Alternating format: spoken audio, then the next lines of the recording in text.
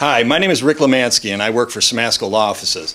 If you're watching this video today, it's because you or a loved one are receiving veterans benefits from the VA and you've received in the mail an Eligibility Verification Report, or what we call for short an EVR. Today I'd like to go over how to fill out the EVR so it can help you to understand the proper information that you need. If the EVR is filled out incorrectly, it could cost you a delay in your veterans benefits or a reduction in your benefits, or they could turn off the benefit completely for you. So it's important that you fill out the application properly.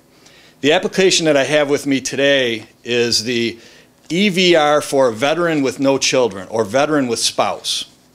And I'm going to go through this form line by line, number by number, so you can follow along with your form at home. When you receive the form, portions of it will be filled out for you. Your name, your address will be on the form, your social security number, your spouse's social security number. Those pieces of information will be on the form for you. You must verify that they are correct, and if they are not correct, you must make changes in the boxes that they give you. So on the form itself, Form 1 or Section 1A, it lists your social security number, and in Section 1B, the veterans or your spouse's social security number. Check the numbers, make sure that they're correct. If they are in box 1C, you check the box yes, that they are correct. Moving to 1D, they ask for the name of your spouse, write your spouse's name in there obviously, and his or her date of birth. Section 2, it asks for your marital status. And you have three choices there: married living with spouse, married not living with spouse, or not married. Typically, everyone is married living with spouse unless your spouse has deceased. If you're not living with your spouse, if your spouse lives in a different community or in a facility, assisted living, you must check that box and you must put in the amount that you contributed to his or her care. But typically, the box that you're checking is box 1, married living with spouse. Box number 3, it lists number of unmarried dependent children, and there are 3 lines there. In your custody, typically it's 0. Not in your custody, 0, and the amount that you contributed for their care in the year, and that's typically 0 too. If you have an adult dependent child, then you need to check or fill out the number of children that you have and how much you contributed to their income. But again, typically this is 0 in this section. Section 4A, are you a patient in a nursing home? This is for nursing home residents only. If you live in an assisted living, you do not live in a nursing home. Again, nursing home residents only. Typically the answer is no. 4B wants you to write the date that you entered the nursing home. In that line you would write NA for not applicable. Every line on this form must be completed. You cannot leave blank lines.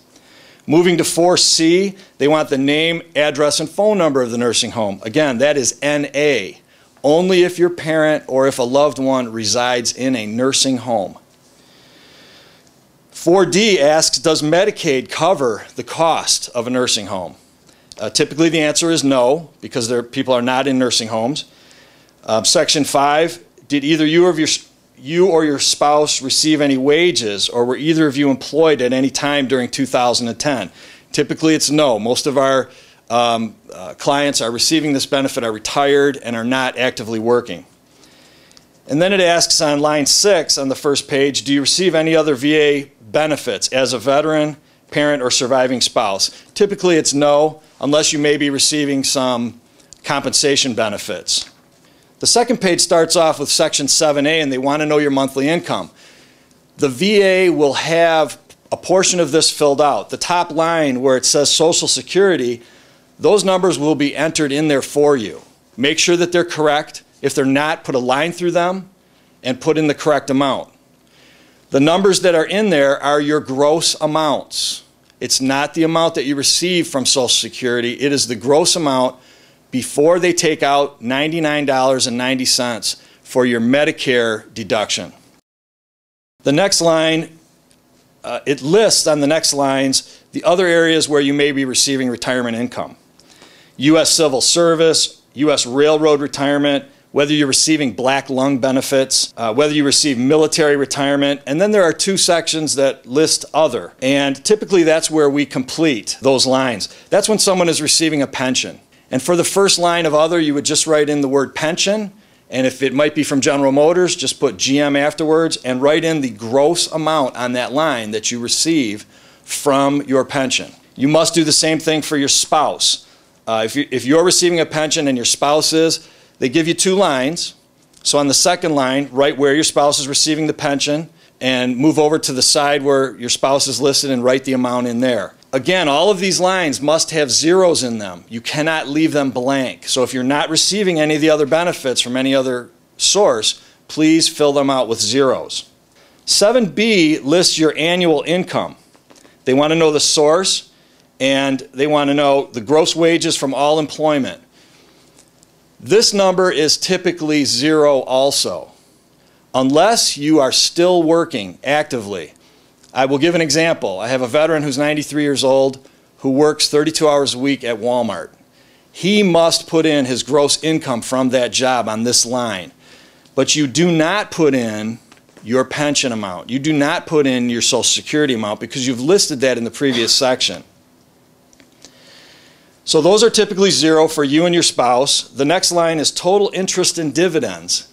You must put in there a number that you received from any investments or any savings account or checking account that you have.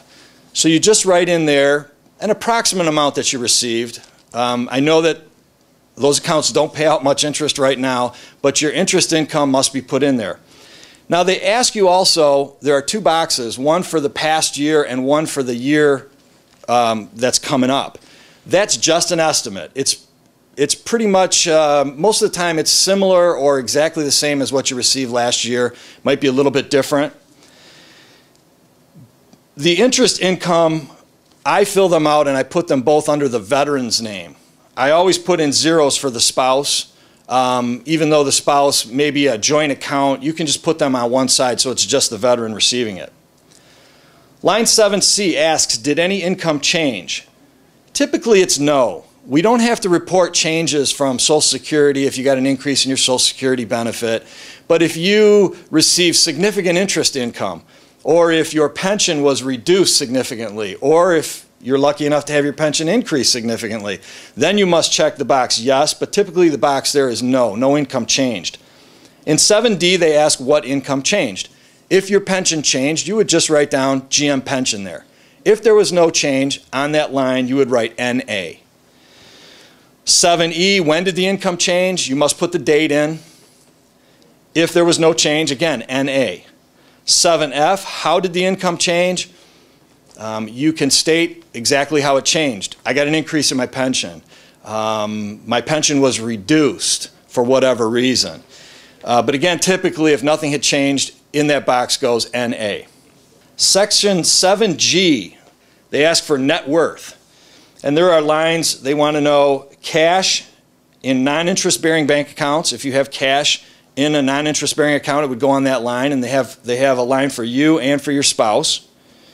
And again, typically I write in joint accounts all under the veteran's name, and I put zeros on the spouse side. But no line can be left blank. There must be zeros if you're not filling in with a number. The next one is interest-bearing accounts. And again, you write the amount of money in that you have in interest-bearing accounts. The third line are IRAs, Keogh plans. The fourth line, stocks, bonds, mutual funds.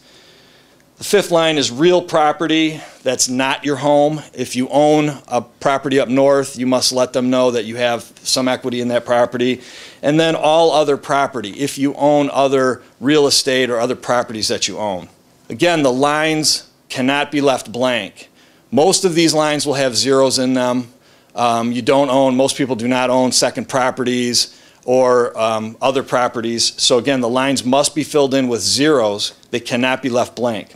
Section 8, medical expenses. On line A, the VA says that during the last year, they have a number that they show what your medical expenses are. And they list it on line A, and in my example, my veteran has expenses of $27,660. I have seen veterans with expenses as high as $60,000.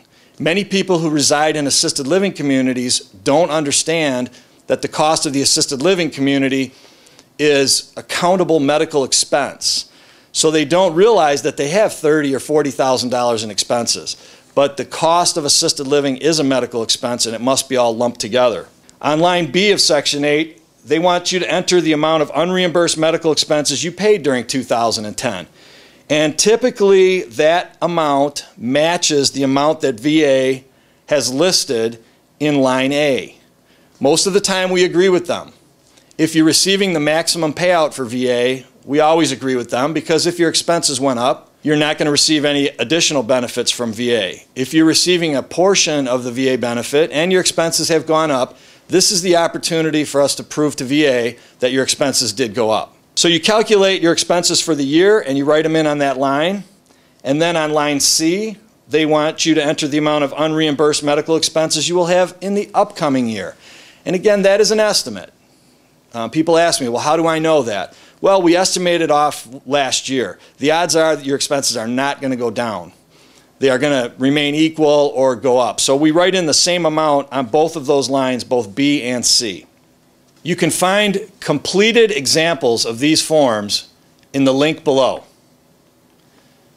Please compare the completed examples to your form, complete your form, and send it back to the VA by the date that they're asking for it. There is a deadline to this form, and we want to get the responses back to the VA as soon as possible. If after looking at our examples you still have a question, please feel free to call our office at 586-468-6793, ask for the VA department, and we'll make sure the form is completed to the VA satisfaction.